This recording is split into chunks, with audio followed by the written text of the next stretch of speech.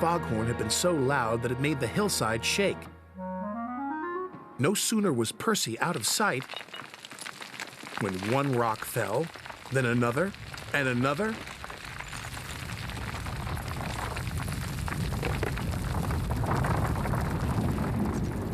Before long, the track was blocked, and the foghorn was crushed.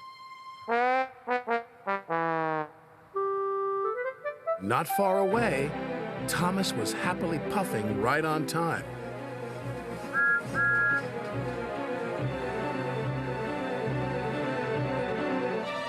"I can't see a thing," said Thomas. And then, before he could even think of anything else, "Bust my buffers!" cried Thomas. "What happened to the foghorn?" "I don't know," said his driver, "but at least nobody's been hurt." "Toby will be coming down the line any minute," said his fireman. "If there's no fog warning," said Thomas, "he'll run into us." "Leave it to me," called a voice from the fog. "It's Cyril," said Thomas. "I hope he's in time." Toby and his coach Henrietta were chuffing along. Toby was looking forward to a well-earned drink at the next station when...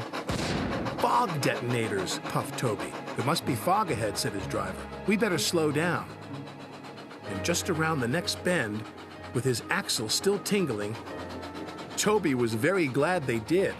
Otherwise, they would have crashed into Thomas's wreck. Soon the tracks were cleared and Thomas was back on the rails. "If it hadn't been for Cyril," said Thomas, "Toby might have had a worse accident than me." "Instead of replacing Cyril with the foghorn," said Sir Topham Hatt, "we'll replace the foghorn with Cyril. You're clearly more reliable." "Thank you, sir," said Cyril. "And thank you," said Toby. "New inventions are all very well," said Thomas. "But they don't make my axles tingle," said Percy.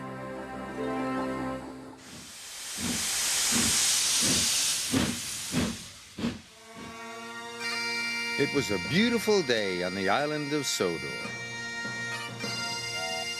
Donald and Douglas are Scottish twins. They enjoy working on Sir Topham Hatt's railway.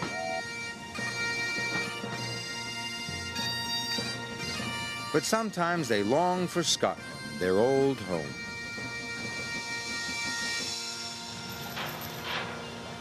One day, Sir Topham Hatt called them to the docks.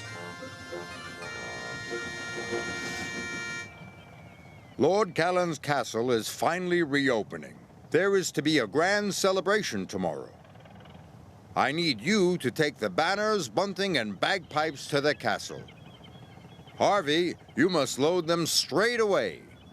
"Yes, sir," chuffed Harvey. The twins were excited.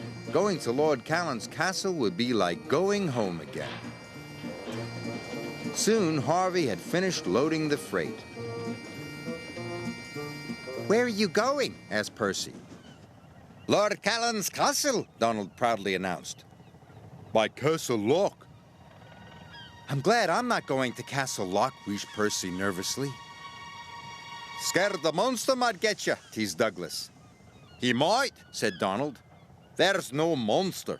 "There is too." "There is not." "Is too." "Is not." "Is too."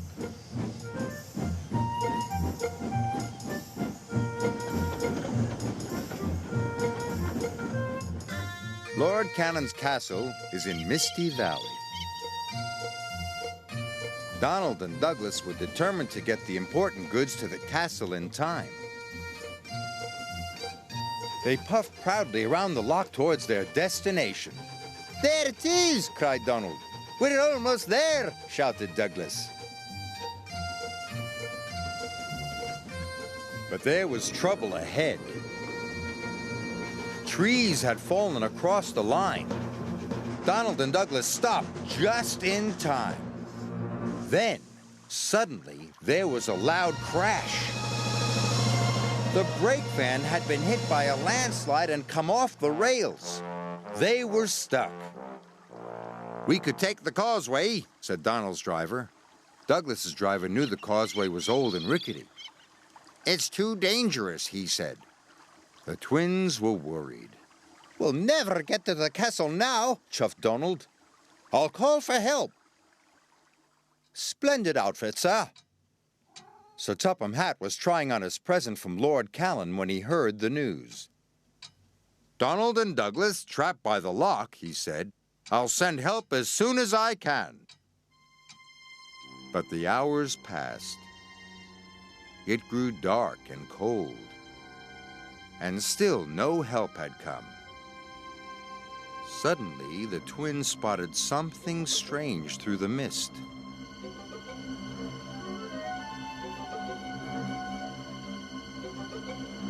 What's that? Called Donald. Is it the monster? Cried Douglas.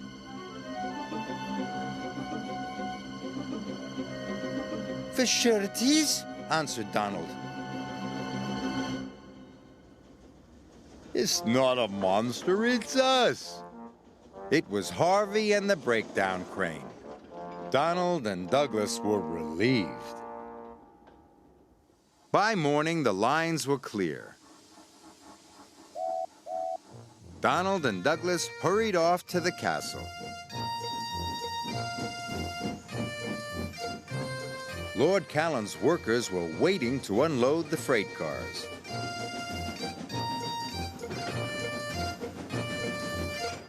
Soon, the castle was decorated. The grand opening was a great success. Lord Callan was pleased. A splendid pair of engines. And very useful, added Sir Topham Hatt. Och, hey, agreed the twins.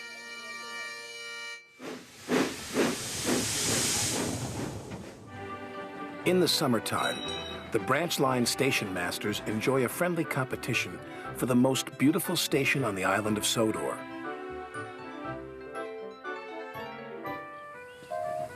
The engines love to help too. One evening, Sir Topham Hatt came to the sheds. I want Percy to collect some flower bushes for Lower Tidmouth Station, he said. They're at Maithwaite. Maithwaite? Percy said. Yes, sir, he added nervously. Percy chuffed anxiously through the thickening fog.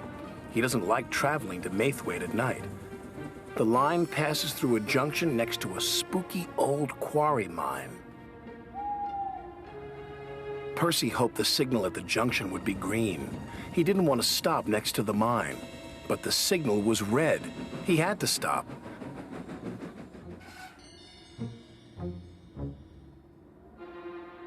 Suddenly, he saw something.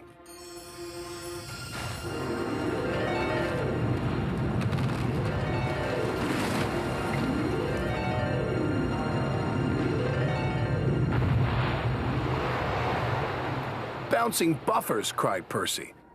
His driver hadn't seen the old chimney sink into the ground. The signal changed. Percy was so scared, he steamed away as fast as he could. The next day, Percy was telling Donald and Douglas about the disappearing chimney. It's the naughty gnomes, teased Donald. We fat men with big feet, they make strange things happen, said Douglas. It's legend. They steal your wheels and filch your funnels. Percy didn't want to believe them, but he wasn't sure. Sir Topham Hatt was waiting for Percy at Dryall Station. I want you to collect some freight cars from the abandoned mine, he said. Yes, sir, Percy answered, but he really didn't want to go there again.